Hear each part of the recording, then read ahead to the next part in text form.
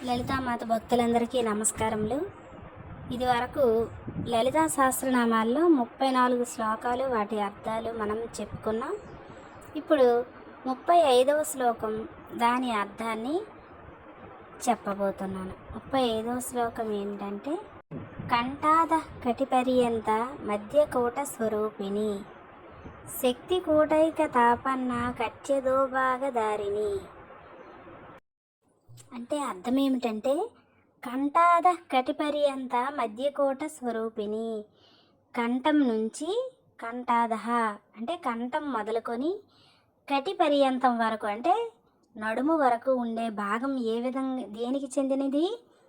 మధ్యకూటము స్వరూపంగా గల అమ్మ అని చెప్పారు. మధ్యకూటం అంటే పంచదశి విద్యల్లో రెండవది మధ్యకూటం.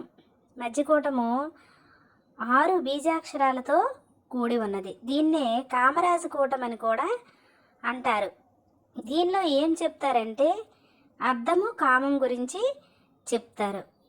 అది ఏంటంటే, అర్థము కామం గురించి చెప్పడం ఏమిటంటే, ధర్మబద్ధమైన అర్థము, అర్థం అంటే డబ్బు, ధర్మబద్ధంగా డబ్బును సంపాదించడం. కామం అంటే కోరిక, ధర్మబద్ధంగా మన కోరికల్ని మనకు ధర్మానుసారంగా మనకు చెందవలసినవి మన కోరికల్ని మనం తీర్చుకోవడం. దీని ద్వారా మనిషి జీవితం ధర్మ అర్థ కామ మోక్షాలను సాధించకపోతే అది పరిపూర్ణం కాదు. ధర్మ అర్థ కామం చిట్ట చివరిది మోక్షం. మనిషి జీవితం ఈ 4 చతుర్విధ పురుషార్థాలను సాధించాలి. ధర్మబద్ధమైన కామము, ధర్మబద్ధమైన అర్థము, వీటి ద్వారా మోక్షాన్ని మనం ఎలా పొందాలో చెబుతుందన్నమాట ఈ మధ్యకూటము లేదా కామరాజు కూటం. దీన్ని కలిగినది అమ్మ అని ఇందులో చెప్పారు. శక్తి కూటైక తాపన్న కట్యదోభాగదారిని. కటి తరువాత ప్రాంతము అంతా కూడా శక్తి కూటంగా కలిగినటువంటిది అమ్మ శరీరము అని వర్ణిస్తున్నారు. ఈ శక్తి కూటంలో 4 బీజాక్షరాలు ఉంటాయి.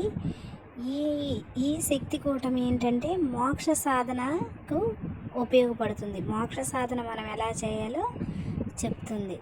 అంటే అమ్మ శరీరము 3 భాగాలుగా పంచదశి విద్యల్లో వాగ్భవకూటం ధర్మాన్ని గురించి చెబితే, మధ్యకూటం కామము అర్థం గురించి చెబితే, శక్తికూటం మోక్షాన్ని ఎలా సాధించాలో మనకి చెబుతుంది.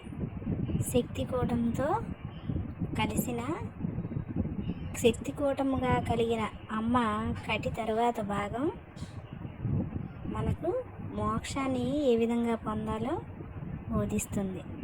ఈ విధంగా చతుర్విధ పురుషార్థాలు మనిషి ఏ విధంగా సాధించాలో మనకు ఈ 3 కూటాల అంటే వాగ్భవకూటం, అలాగే మధ్యకూటం, అలాగే శక్తికూటం 3 కూడా మనకి బోధిస్తాయి. వాటిని మనం తెలుసుకొని వాటి ద్వారా మనం నడవడి సాగించాలి. శ్రీమాత్రే నమః.